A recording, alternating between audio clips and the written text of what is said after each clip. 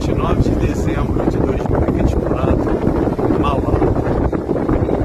Um lugar realmente muito bonito, pertinho, uma vista linda, uma paz.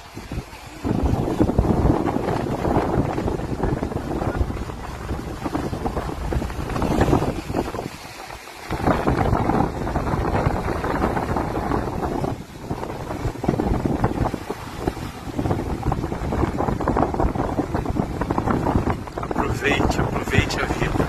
A vida é maravilhosa e passa muito rápido.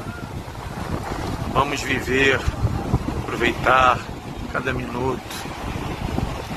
A gente nunca sabe o dia de amanhã. Vamos aproveitar que estamos com saúde. E nada acontece por acaso na vida. Nada.